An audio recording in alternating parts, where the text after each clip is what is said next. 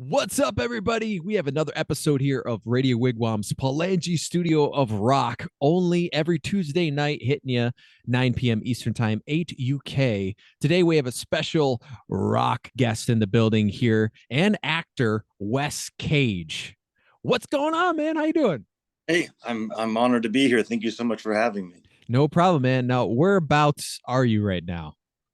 I'm in California right now. California. Have you lived there your whole life? Predominantly, yes, but I've spent a lot of time also in Europe, and New Orleans was also a place I'll go to constantly. Okay. Now, your dad is the actor Nicolas Cage, correct? Yeah, yeah, And I have to say, you do look a lot like him. You very strong genetics. got the eyes, the cheek structure, everything. So, is this a new thing that you're getting into rock music, or have you always been into rock music or singing and playing guitar since you were younger? Or Well, I've definitely always been musical and also an actor. Music, acting, and martial arts was pretty much on repeat every week from my oldest memories till now.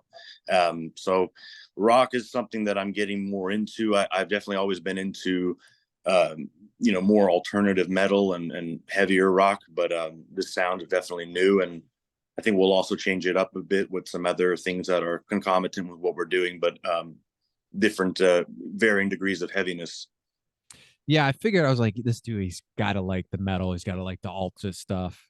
I see it in you. I was like the alt rock, maybe industrial metal. You ever listen to that kind of Oh, stuff?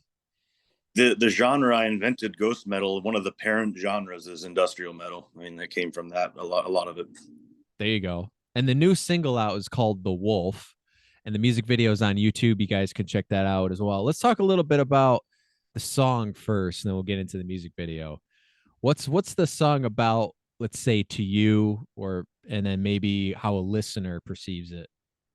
Well, to me, it's about the dichotomy of the higher and lower self, and that we have two, there's polarities in everything, and that the polarity in our consciousness is that there's a lower frequency and higher frequency, and that we really need to become the highest frequency because the lower one brings us to some things that one would consider chaotic and cataclysmic in their life. It's so for me, it's all about really just. It's almost like a song that's telling people to put one foot in front of the other and really get going and to manifest their greatest dreams with their actions. I think for listeners, they'll see it. Hopefully, the wolf as a symbol of like kind of like the A game or game face one wants to put on before facing something that's kind of tedious or Yeah. intense. I got that with the music video too. I was like, there's a little bit of like a deal with the devil thing, but it's within yourself. Yes. And it's the part of like, you start out, everyone who hasn't seen the music video out there already starts out as a homeless guy in the street, and it's kind of like he's exchanging himself for this, I don't want to call it music and fame sort of thing, but it's all like a giant metaphor, which I love. Thank you so much. It's definitely metaphoric for sure. So how does that character, and if you explain it to everybody, of him being like homeless and then where he ends up in the end? Well, I think it was interesting that this homeless character, he's on the street asking for money. He looks like he's a little bit in a dissociated state, but somehow he feels that necessary to go inside of a high end restaurant, which that alone is like he almost has some confidence, or maybe that voice in him that's telling him to stay on the street. He'll never get better. He'll never do anything with his life. That kind of changed, and then It's from almost that, like he wanted a job or something, or he wanted to yeah, go in and which is so sacred and awesome that music video has that, because that's exactly what happens. Where if someone has a frequency shift where they go from the lower frequency and they shift positive and they say, no, I'm meant for that, I'm meant for better, and they kind of go with that inertia and go with that current, they'll wind up in a higher place, and they'll keep getting higher and higher. yeah. And unfortunately, if that were to happen in real life, they'd probably tell the guy, you know, they'd probably kick him out. Yeah, especially if his mentality is deteriorated and everything. Yeah. uh He was yeah. a little drunk, probably, or who knows. but that's probably the sad part because there's people out there that was like, well, I can maybe they were a bartender or a waiter or something and they're really really good, and just because of their appearance and where they're at now, they walk in and they I don't want to say they have no chance, but you know what I mean, they end up kicking them out or they don't even hear them out. Yeah, I saw that once during it was about uh it on this Christmas, it'll be 2 Christmases ago. I was with my sons and I saw a homeless man inside of a diner, and I had just finished a movie and gotten paid, and the guy was yelling at the woman, calling her the woman at the front, calling her horrible names for not giving him a Christmas dinner, and how she doesn't have no spirit to do so. And he was freaking. As soon as he started freaking everybody out, I just walked up and gave him $100 and said, "Go into a restaurant politely and order dinner." And then he was like, walked away. So hopefully that was the character in the music video in the real life. Wow, is that what inspired it a little bit? I think maybe some of those events in my life, just seeing, Subconscious. I know at least in LA, Venice Beach, some of the homeless people, and it's an epidemic worldwide, but LA has quite its fair share. But I love how those guys and girls that are homeless, they start picking up a guitar somehow and entertaining people, and then they start getting known as, the person that dresses this way with the guitar that's on. There's a guy that's on rollerblades playing an electric guitar, and people know him as like an icon there. Not, Yeah, but you know, he's homeless. he's homeless, but like if he went to go for a coffee or something, they'd be like, "Oh, it's that guy. Let's let him in." They become kind of like celebrities of the Yeah, area. yeah. Yeah, Well, I mean, it's great that people can pick up a guitar and get some extra money that way. Or in New York City, I'm not in the city, but there's all the subway performers and all that kind of stuff too. And there's a lot of talented people, and once in a while you hear the story of them, getting picked off the street from somebody, and then. But I understand too, it's a risk. You don't really know that person, so it's like what do you do? You know what I mean? Do you really get involved or not? yeah, definitely. And they could be dealing with the psychosis that could be pretty terrifying to deal with. Yeah. Who directed and edited that music video? His name is Vicente Cordero. Vicente Cordero. He just done a Cradle of Filth videos and quite a few. He's the best music video director and one of the best directors in general I've ever worked with. He's such a vessel of the arts and just absolutely brilliant. Was that different working on your own music video versus like being on a movie set and doing all that stuff? Definitely, it was different, and it had its own kind of energy to it that and characteristics that are definitely different from any time I've done like television or film. It's but luckily the I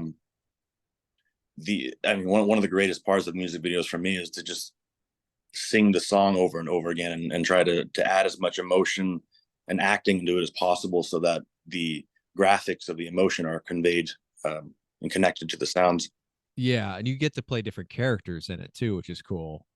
And like Yeah, you with the long hair and stuff like that, I was like, I don't think he has long hair like that. And it's fun to, because you love acting, to get into those type of things too and bring it into the music video world. I always said starting out, because I loved film growing up, and I was like, well, I'm getting into more of the music stuff now, but it's like music needs film and film needs music, and they're kind of have this weird relationship with each other, and things cross, which is interesting. absolutely, absolutely. So who are your influences for on that topic here? I'd say my biggest influences that are in the physical dimension, other than spirits and divinity, would be like System of a Down, Rammstein, um, Korn, Okay. and all the black metal that I used to listen to and still listen to. It's found a way to transmute and transfer into what I'm doing now in some ways. It's I think it's there's like almost like a little signature or a little edge that there is in my work and anything I do that people could tell I've come from the black metal roots. But Yeah. also another humongous, I'd say the first biggest influence, which people don't really expect, is Enya.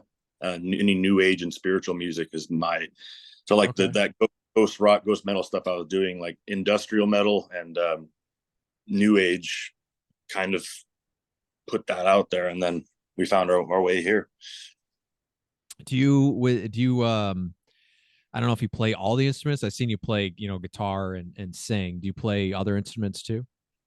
Yes, I played 12, and there's an album that I have on ice, and I'm waiting just to. There's a couple tracks we're going to send out, but on that record, that's the reason why I don't have wrinkles yet, thank God. But I got gray hair at 25 because of how much work and stress was put into that. I played literally every single instrument. I played drums, bass, guitar. I did keyboards. I even did piano, and then I did all of the soundscapes and like industrial and little things that you would have in a backing track that you couldn't Those hire. But programmings, yeah.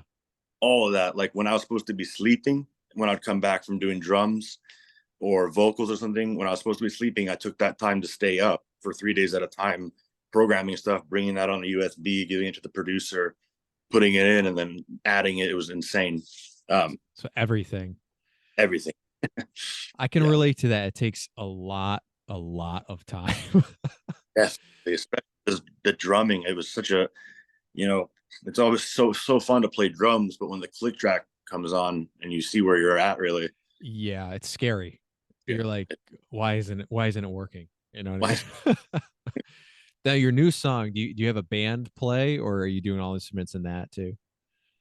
Well, I, Keith Wallen played the guitar in that and most of everything, and then I did the vocals on that. Of course, he kind of picked like the register and stuff, and we wrote together, and then we were doing it remotely too. Yep. And yeah, I went into the studio and did what I, it was definitely intense to have like my reference is Keith Wallen's voice. His voice is so profound, one of the greatest voices of the genre, and I did my best to deliver the ultimate of myself. I did a little prayer beforehand. I don't drink anymore, but I went to a bar that's called the Wolf and Crane, which is like the wolf, and I said a little prayer and drank some Japanese whiskey and prayed that I would do the most incredible vocals of my life, and I delivered it. There you go. Japanese whiskey. Yeah. You I do like to get in some random questions too. Like what do you like to eat for food and things? I mean, let's talk about from a singer's standpoint. I like to talk about gear and certain things too that people Yeah, don't even know. They won't ask you on the radio, like, well, what's your stuff? You know what I mean? definitely. I know what I would stay away from when I'm singing and that kind of stuff. But what do you do? Like as in like gear wise or As like let's say diet. Let's start out. oh, Do you stay away from like the dairies and stuff only when you sing or luckily my voice from utilizing it so much in my life, I've I kind of have a like a what do you call that, like a almost like an invincible vocal cord situation going on where it's like I could inhale a whole cigar and still perform, but that's because of how much I've been doing it. But what would affect me is I think alcohol, and I luckily I don't have that anymore. But yeah, it the dries you out. yeah, the alcohol is good, or when I drink kava, which I'm still sober doing it, but it's a relaxant that has the same effect as caffeine does. It relaxes you, but it has the same effect that caffeine does when it comes to biology, and it dries you out as well. Too much smoking. So I just think that anything that's like a diuretic would really affect me vocally. And Yeah. diet wise, if I wanted to sound extra rich or extra creamy, I would use like flax oil and eat salmon. That really Yeah, helps. okay. So healthier stuff. Yeah, Not like McDonald's or anything. definitely not. And I know that, like it's crazy, especially me being Italian on my father's side. I hear about these Italian opera singers that give up tomatoes because of the acidity for vocals. And wow, with how That's much ki- they, that's where I'm at right now too, because I am totally Italian, and I'm like the tomatoes they just kill your voice. I love. they You grew up on it, right? You're of Italian. course, It's how it's much weird. Like, pasta can you eat? yeah, some of the bassos and baritones that are big guys, they don't give up anything because of that. But when they start hitting alto and you start getting higher, those that register, just the tomatoes will cause like Yeah. shit. You said your dad's Italian? I didn't know that. Yeah, so he's Italian and also of Germanic descent. and my mom's has a lot of Scandinavian, so that's why I'm like 80% of the northern kind of bloodline. But my Italian bloodline is very heavy, and it's even kind of like a part of my identity because we're South Italian, and then we also have some. When I looked at my blood in the with one of those ancestry companies, even though I've always known, it showed how there's so much Greek in my Italian blood too. Yeah, I could tell that too. I could tell in the music video. But I was like, I wasn't sure. I know there's something going on there. It's like it's like a club. Every Italian knows another Italian, and Absolutely. it's just like they're probably saying, "Well, you didn't know Nick was Italian." Well, yeah, I never met him. You just get the vibe, you know what I mean? So it's like a cool little club thing going on. But Absolutely. so have you acted since a kid? I know you went all the way back on IMDb. Your first movie with your dad was Lord of War, and you've been in a bunch of stuff since then. What did you do before then? Before Lord of War, I was only doing plays, and then I went to the Youth Academy of Dramatic Arts in LA, which I think is wonderful. We call it YADA for short, and that gives you a great um, beginning foundation for dramatic arts and also musical theater. Okay. And we did stuff like Guys and Dolls and Annie, all these plays that would used to mortify me because I'm not really good with the musical plays and stuff, but Yeah, yeah. it still got me going. And then I trained a little after I did Lord of War with my dad when I was about 3 years later. So I was 16. I went into Stella Adler, which is my favorite acting school, and Stella Adler herself is my favorite thespian and teacher of and her acting methodology I think is the best one, better than even what do you call it, the method acting, the most dangerous form. But I think Yeah, yeah. yeah, she's incredible and makes you rely more on your imagination. And I studied it at an adult level when I was 16, so the adult level is more like some of the actors went all the way when with the scene, and like if there was kissing, there was full blown kissing, or if a character was nude, I saw one guy drop his pants. I was like, whoa, like Yeah. very intense. Very intense, very serious. Yeah. The between like acting and music, and I mean that's been a part of your life for a long time, especially growing up with your dad and stuff. And it's did I'm curious, like did your dad ever say like not to get into acting and maybe do something else, or was it like cool? He's definitely warned me of fame and some of the things that come with that, and that right when I was born, the world knew about me already from that. And I've seen some pretty intense things with fame, especially like when my dad and I would be walking around when I was younger in a different country, that maybe had a different opinion of distance with being how close, and just like Oh, being so many people that it literally took an hour for us to get out of a venue, because my dad always told me they butter our bread, we're going to always be nice, and he would always sign just like I do. I'll always sign autographs, but it did take our whole day to get out of there. And he's like, "Are you sure you want this?" Look at me, "Are you sure? Are you going to do this?" I'm like, "Yeah, it's good." yeah. So It's a lot. I'm sure it's a lot of pressure too, and it's a whole other thing of I know people don't understand, yeah, at whatever that level is. And it's yeah, it's tough, but that's good that he supported that and said, are you sure you want to do this rather than, you're doing this, yeah, that sort of absolutely. thing. Also, if there's a person that can't handle being communicative and polite with their neighbor and fellow man and all this, like those people are going to send someone home that really loves them in a very like distraught, painful condition, to know that the person they look up to or admired had said something horrible of them. I can't stand celebrities that are rude to their fans, or that talk down about them. It's just it makes me pretty enraged, honestly. Yeah, yeah. Well, I don't know. All I can say is maybe some people they do it and they don't want it from the beginning. You know what I Yeah, mean? So it's just like they'll never be accepting or happy of anybody that comes after that, you know. Definitely.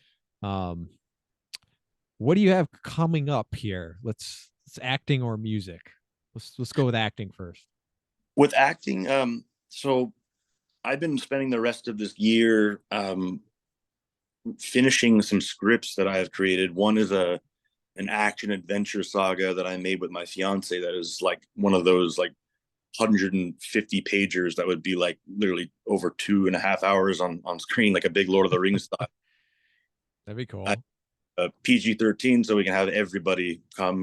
That is or probably even PG. I think we could pull it off with this. The other one is another. It was a TV show that we're gonna make later. We're gonna do a movie of it first. It's should be rated R+ or something. It's a brutal, very dark uh, film that will remind people of like Squid Games and Okay. black stuff. But so I've been working on those, and then I've been getting a lot of great requests, from people to do some things. No deals signed yet, but musically, I got to write a black metal track for a film, which was awesome because I haven't written to blast beats in so long and stuff like that. Yeah.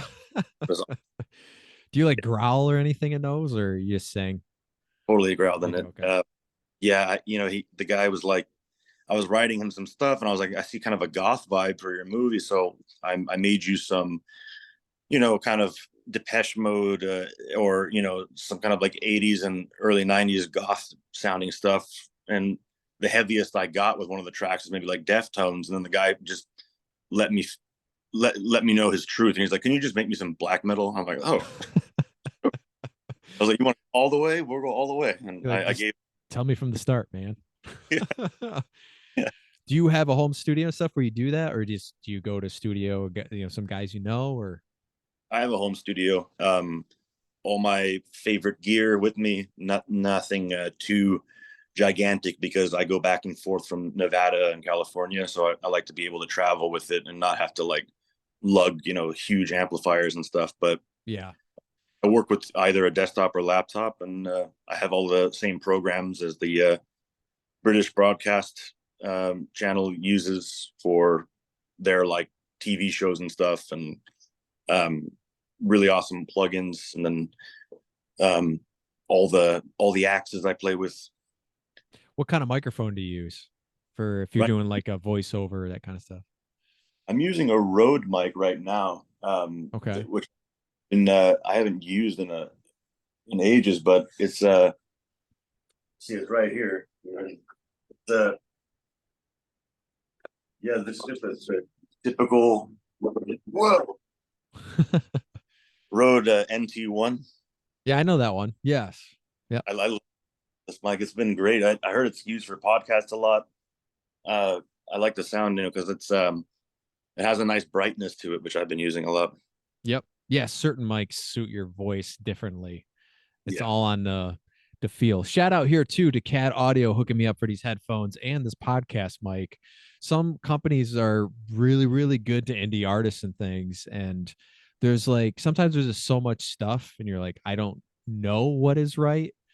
And the answer is, I wish there was a store, right, you could go to and try out every single microphone to determine that. There totally. really, there really isn't. I mean, like Guitar Center or something like that, like whatever the music stores are, they don't have every mic in the universe. Yeah, So unfortunately, you have to kind of go through mics, very much. So I know the costs and the investment and all that kind of stuff to figure out what really works. Do you use a certain preamp with that microphone too? Like, do you like tubes or solid state better? Or I would usually use the Universal Audio preamps. okay, Um, those were my favorite. I had gifted one of those to a friend, and I am going to be, working with whatever income I make from what I'm doing with film and scoring and music. I will be building two solid studios in California and Nevada that will be like set up to where I don't take stuff back and forth, and yeah, I'll you get just all I had. But I use mostly like Schecter guitars, and the I'm using the Omen series, the 7 string. Um, okay. I got the Diamond series behind me. Oh, Bagpipe. brilliant. I like those. I Those are have awesome. the it's an LA 610 that I use for the vocals for Oh, that's Universe Audio. Those are cool because it's got the extra compression, the EQ in it. that's the best. I mean, with the genre that I kind of I wanted to like I did a post recently describing the intricacies of the genre to show that it really does exist, and that's because some people made jokes that some friends texted it to me, and I got a laugh out of it about some memes saying Weston Cage ghost metal, it'll never happen. Like, well, I made an award winning album with it, man. So I don't know about that. Award winning. I won an award because of that album. So Oh, that's there like you go. I do it, but um, I was originally using the 8 string Schecters and then 6 string Schecter basses, but now I've moved on to 7 string guitars and 5 string basses that kind of bring the muddiness down because Yeah, like that's EQ. Yeah, that's low, man. yeah. My, and see these guys, and playing I'm wise. in playing wise too. It's too muddy. And these guys in these bands doing the 9 string thing now in death metal, I can't believe it. No, you need certain gear, certain amps, certain pedals. Like you would need to know exactly what can bring that sound out so you could hear it. Even because I teach lessons, I don't think you can see it, but Oh, brilliant. I have like a simple Marshall code and a Black Star beam that I just teach out of the small stuff. But I remember one day my friend brought over a 7 string. He was playing it through, I think, the beam, and I was like, "There's not as much definition through it." I love Black Star. I'm a part of their artist stuff, so I love you guys. But Amazing. the Marshall though, the guitar, the 7 string, whatever it was, you could hear the definition a little bit better. So and yeah, that stuff you really have to play out and play around with what works. Yeah, It's all about tone and all that stuff, and it's hard because I come from a more of an engineering standpoint of too, where it's like, how do you bring out those tones and then still have the specific style and then not lose something and then have it be what commercial. engineering, man, it's amazing because that's like it's an art within an art. Like it's so I always make sure to separate my days now where I used to kind of like to mix as I went, but now I like to just do the music and then have some kava and relax and do some engineering. It's a good way to It's do it. Yeah, do the music first, step away from it, maybe come back. yeah, I have to kind of record it and then kind of throw on almost like a poor man's master just to hear it kind of ramped up, totally. and then you get rid of it later and do whatever you want. Yeah, But definitely. that's what I like. This show's a little different. I like to talk about gear and certain things that necessarily they don't talk about. They don't even ask. Like they might say who you're endorsed by, but that'll Yeah, be as far as that's it goes. I love that you do that. It's a conversation that's always interests those of us that know gear and stuff. I used to be endorsed by PV. I feel like I still am, but they got to come back from the dead. I don't know what's going on with PV always right now. Yeah, I don't know. I don't Yeah, know. they have my favorite by far my favorite guitar amps, like the all of those like that 5150 PV amp that I don't even know if they make those anymore, but that was a very Yeah. growl amp for especially technical metal and some of the more extreme stuff. Some Ozzy and guy. I remember one of my friends had something like that, and he used it for like Beatles, believe it or not. Yeah, So it was yeah, kind of interesting.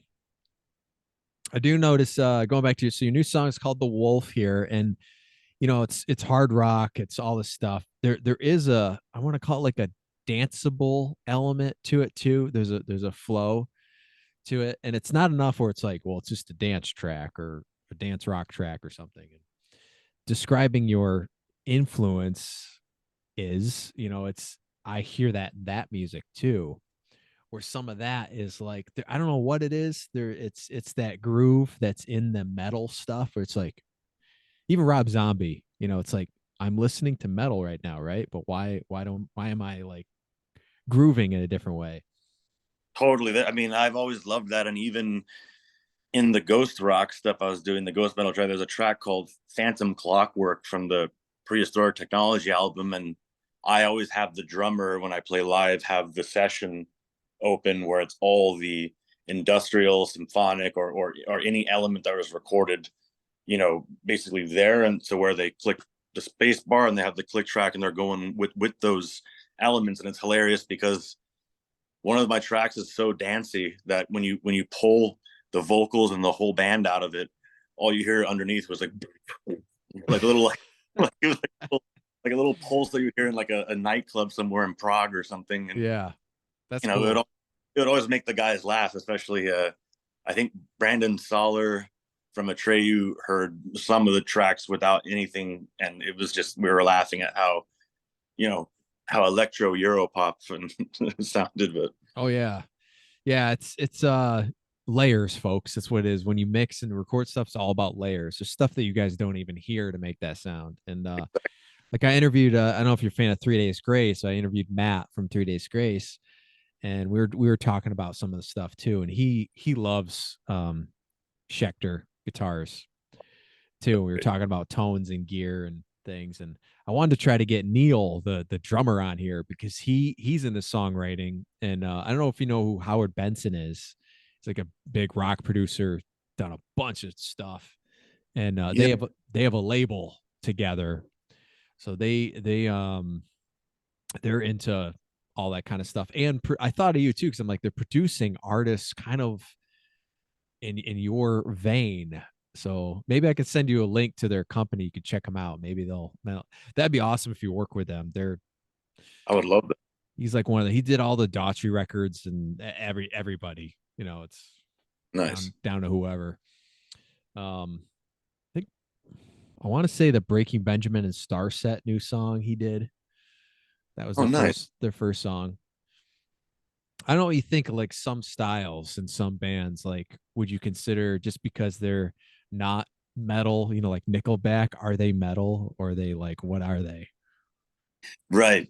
I mean, I think that they're all different levels of the same kind of entity, and it's almost like if the right was or the left or something, one of the polarities was super extreme and one was super soft. I feel like there's a needle that goes back and forth where like with certain bands and even extreme metal bands that are insanely heavy, being fans of like Rush and stuff, it's trippy. It's like Yeah.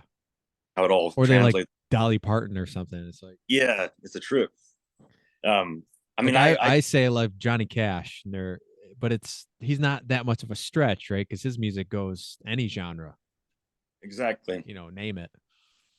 I love going to shows and seeing projects that are rock or really soft stuff now, because but if I'm definitely going to go to a concert to where like I can't miss it or like I'm physically incapable of not going, it would definitely be the more heavy metal Yeah. genre stuff, Yeah. I've especially seen like, oh, go ahead. oh yeah, like if Septic Flesh or Behemoth is playing, I'm gonna definitely go. I'm more like Metallica. I love 80s, so I love Metallica and Megadeth and that kind of stuff. But I do love. Did you ever listen to Drowning Pool? Oh yeah, they're incredible. Oh, dude, listen to that first record. That first record, still to today, compared to all the other bands around it, that record, the way it was produced and everything, is still solid. Like it outbeats like Linkin Park and Godsmack, and sonically, it's just I don't know what he did, but it's very still solid to this day. They figured magic out for sure. Bodies, let the bodies hit the floor. That one. Such a powerful song that made it to so many films too. Yeah, it's sad the guy died, and it's like they were really really. I know they've had other singers and stuff like that, and but the original singer, man, he had it. He really did. Had it. I got a few more questions here. I was gonna say, what type of acting role, if somebody came up to you and said pick one, whether it's like a famous character like let's say like I don't know, Batman or something, or if you wanted to go and play a specific role you've always wanted to, what would that be? Well, I would definitely want to play at least once in my life a historic military figure from the ancient part of history in like Southern Europe, or like some kind of like Greek or Roman. I thought you You would know, say that. That's so weird. yeah, I was picturing that in my head. it's totally what I want to do. I think it's because it's meant to be. You know, it's like Yeah. there's there that I gotta play, even if he's from Persia or something, some character that's like that. But other than that, I want to take a crack when I'm older at, or just put on makeup to make me look older. But when I grow my hair and beard out, people always, especially if they're Russian, they call me Rasputin. So I think I would be able to knock that out. And Very then cool. you had mentioned Batman. If there's one superhero character aside from like Beast or something, because he's being big, intellectual, that kind of stuff, but Batman would be one of the ones I would want to try, because I kind of grew up in a home like Bruce Wayne did. You Yeah. Yeah. know, I had like martial arts training early on, like him, and the same. I think the real Batman, his height and weight is like exactly mine. It's like it'd be perfect. Yeah. Yeah. Well, your dad's a Superman fan, so it might clash there a little bit. But still, that was cool though. I did see the clip of, I mean, it was CG, but him as actually the Superman character that he was supposed to play. I thought that was Yeah, cool. I, But I he just, my dad really loves the mythology of a character that is from a comic book, and immerses himself in it a little deeper than other actors will. Um, his intensity when becoming Ghost Rider was unbelievable. that was my favorite role he did. I wish hopefully makes another one. So I was like, that was awesome. I got to do some of the voice of Ghost Rider in the second one. I recorded that in the studio, and That was they, gritty. Second one was very gritty, totally kind of different vibe movie. yeah, they were looking for a vocal wise for when he turns into this flaming skull of Ghost Rider and he's talking. They're like, they wanted a really sibilant, kind of like hissing demonic sound. And I think he let them know. Well, he's like, and at that time I was in Eyes of Noctum, so he's like, well, my son's in a band that literally does that kind of vocal sound, so might as well get him. And then I went in there, and I remember I gave a perform. I started like speaking in multiple ancient languages. I did like Hebrew, Old Norse, Greek, Albanian, Latin, and like they all like wanted to sage the studio after I did that. Something dark in here that you did, but I'm glad we got it for a Marvel movie. Yeah. It's a family friendly movie, sort of. Yeah, That's cool though. I didn't know that. I didn't know you were credited that. That's cool. That's cool. And you know, it's I might have heard something with some character with that. I was like at one time they're like one of his sons did something. I thought it was maybe they stepped in for an acting role somehow, but that'd be cool. yeah. What else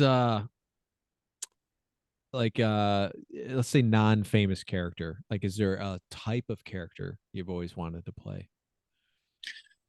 I think for non-famous or type of character, I could really do something with the mafia kind of a character, someone that's in that. Yeah.